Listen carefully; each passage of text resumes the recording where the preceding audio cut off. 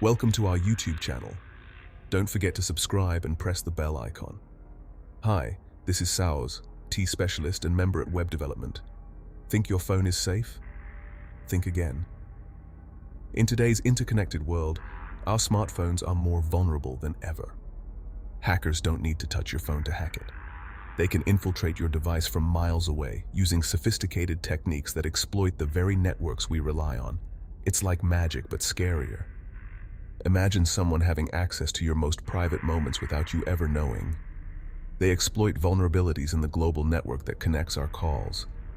This network, known as SS7, was designed decades ago and wasn't built with modern security threats in mind. We trust this network every time we make a call or send a text. It's the backbone of our communication, yet it's riddled with flaws. But what if this trust is misplaced? What if the very system we depend on is compromised? Hackers can exploit weaknesses in this system. They can intercept your calls, read your messages, and even track your movements. They can listen to your calls, turning your private conversations into public knowledge. They can read your texts, gaining access to sensitive information and personal secrets. They can even track your location, knowing where you are at any given moment, all without ever laying a finger on your phone. This isn't science fiction, it's happening right now in real time. This isn't just about celebrities or politicians, it's about everyone, from your neighbor to your family members. It's about all of us. Our digital lives are intertwined, and no one is immune to these threats. Our private conversations, our personal data, all hanging by a thread.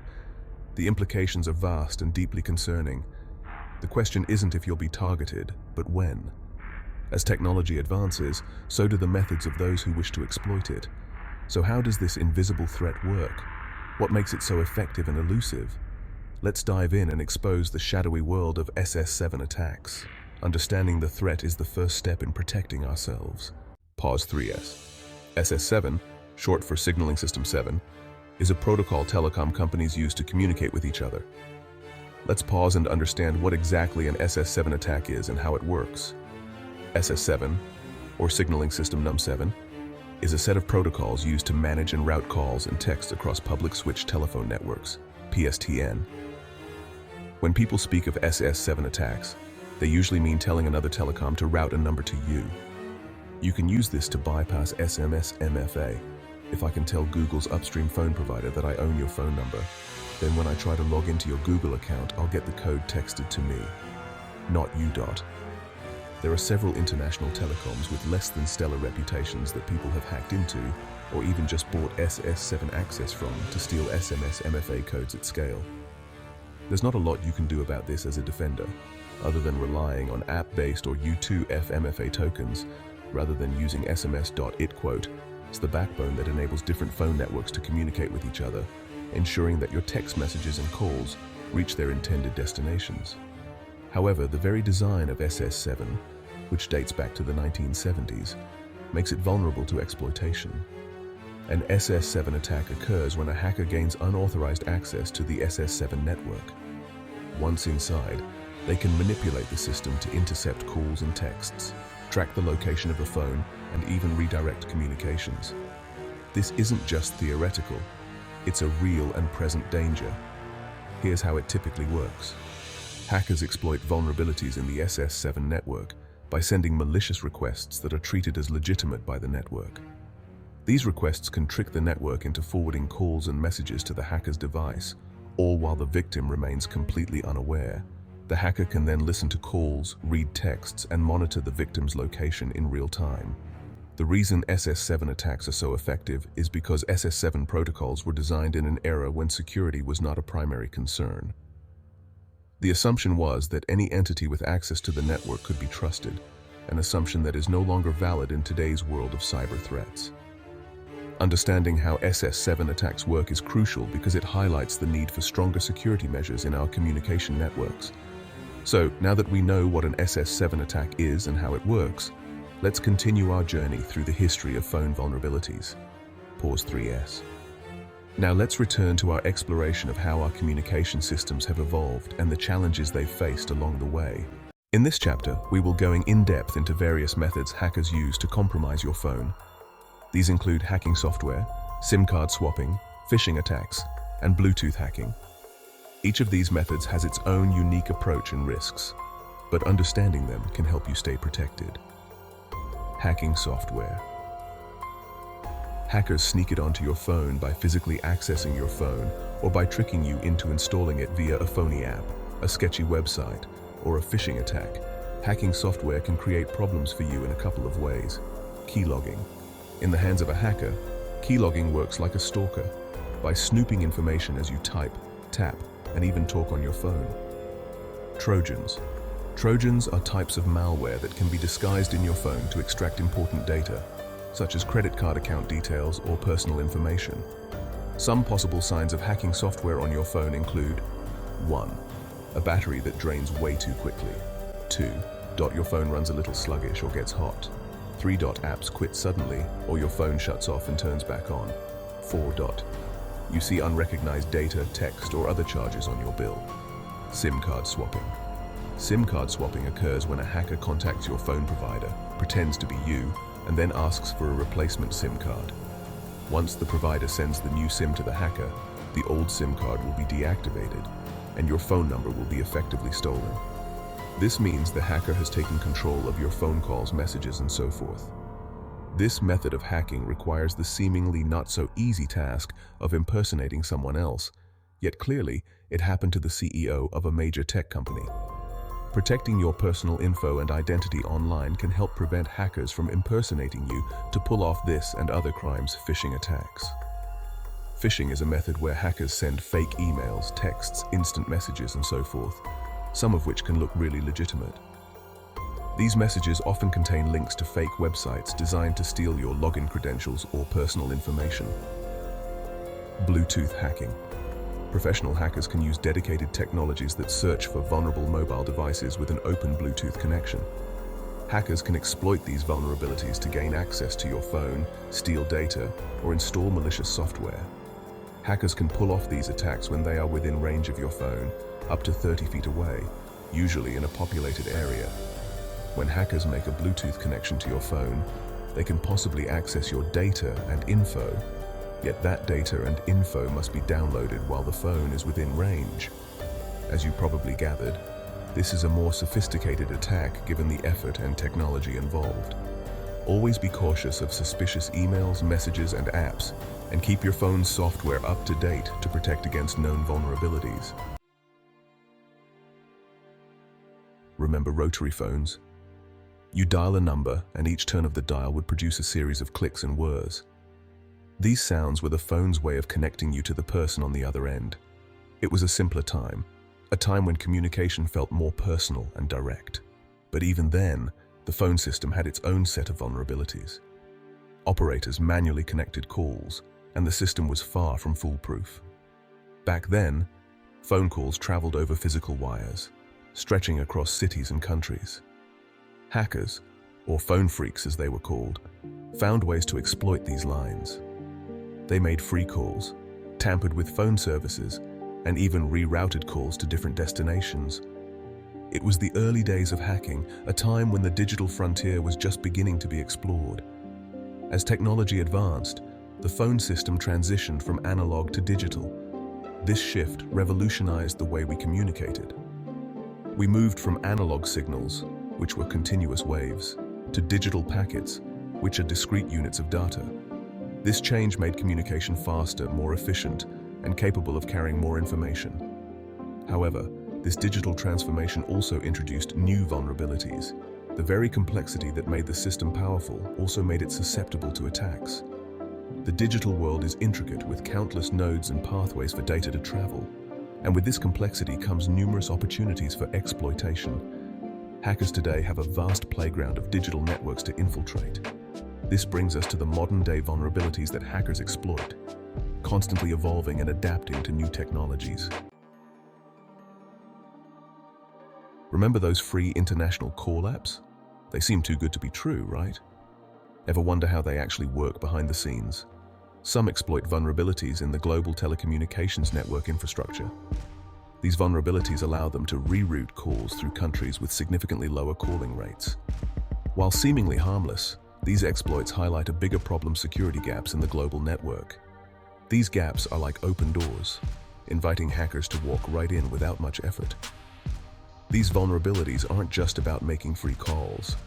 They can be used for far more malicious and dangerous purposes. This is where the SS7 protocol comes into play.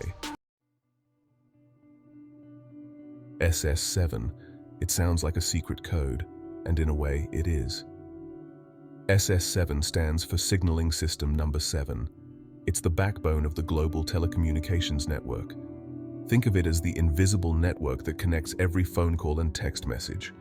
When you call your mum in another country, SS7 makes that connection happen.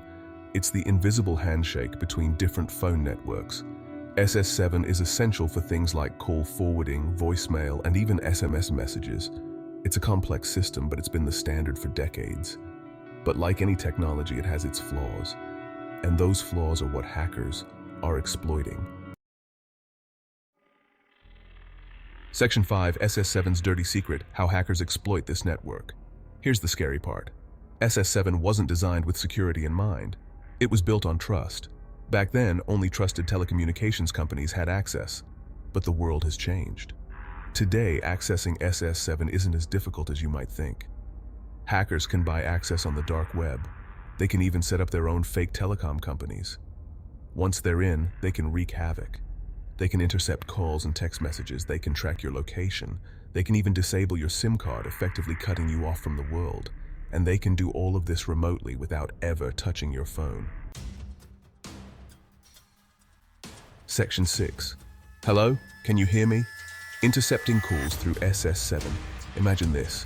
You're having a private conversation on your cell phone. You think it's just you and the person on the other end, but someone else is listening in. A hacker miles away is recording your every word. This isn't paranoia. It's the reality of SS7 attacks. Hackers can use SS7 to forward your calls to their own devices. They can listen in real time or record the call for later. And it's not just calls. They can intercept your text messages too. Your private conversations, your bank logins, your two-factor authentication codes, all of it can be compromised. Section 7. Finding you location tracking through the SS7 network. Think your location is private? Think again. With SS7, hackers can pinpoint your location with scary accuracy. They don't need to install spyware on your phone. They can track you through the network itself. How does it work? When your phone connects to a cell tower, it sends out signals. These signals contain information about your location. Hackers can exploit SS7 to trick the network into revealing this information. They can use this to track your movements, monitor your daily routine, and even target you with location-based scams. It's like having a stalker who can see your every move. Section 8. Protecting yourself. What you can do to stay safe. So, what can you do to ensure your safety in this digital age? The bad news is that there's no foolproof way to protect yourself from SS7 attacks, which can be quite sophisticated and hard to detect. The good news is that there are several steps you can take to minimize your risk and make it much harder for attackers to succeed. First and foremost, be aware of the risks. Knowledge is power, and understanding the potential threats can help you stay vigilant. Understanding how SS7 attacks work is the first step to protecting yourself. Use encrypted messaging apps to safeguard your communications. Apps like Signal or WhatsApp offer end-to-end encryption, making it much harder for hackers to intercept your messages. This encryption ensures that only you and the person you're communicating with can read the messages. Be cautious about what you share online and over the phone. Avoid sharing sensitive information like bank details, passwords, or personal identification numbers over the phone or through SMS. These can be easily intercepted if not properly secured. Keep your phone up to date with the latest software updates. Software updates often include security patches that can help protect you from known vulnerabilities. Regularly updating your phone ensures that you have the latest protections against potential threats. Additionally, enable two-factor authentication on your accounts. This adds an extra layer of security by requiring a second form of verification, making it more difficult for attackers to gain access. Consider using a password manager to create and store strong, unique passwords for each of your accounts. This reduces the risk of password reuse and makes it harder for attackers to compromise multiple accounts. By taking these steps, you can significantly reduce your risk and feel more secure in your digital interactions. Stay informed, stay cautious, and stay safe. Section 9. The future of phone security, a call for stronger defenses. The SS7 vulnerability has been known for years, yet it remains a threat. Why? The answer is complicated. Upgrading global telecommunications infrastructure is a massive and expensive undertaking. There's also the issue of responsibility. Who is responsible for fixing these vulnerabilities? Is it the telecom companies, the governments, or the organizations that oversee SS7? The answer, like everything else in this mess, is complicated. We need a global effort to secure our communications. We need stronger regulations and better security protocols. And we need it now. Section 10. Beyond SS7, other ways hackers can target your phone. SS7 is just one piece of the puzzle in the world of hacking. Hackers have a whole arsenal of tricks up their sleeves, always evolving. They can target your phone through phishing attacks, malicious apps, and even public Wi-Fi networks, which are often unsecured. Think of your phone as a mini computer holding valuable data. It's just as vulnerable as your laptop or desktop, if not more. And just like your computer, it needs to be protected with the right tools. Section 11. Cybersecurity. It's everyone's problem now. We live in a connected world. Our phones are our lifelines, but this connectivity comes at a cost. Our privacy and security are under constant threat. Cybersecurity is not just an IT issue, it's an everyone issue. We need to be aware of the risks. We need to take steps to protect ourselves, and we need to demand better security from our governments and tech companies. The future of our digital lives depends on it.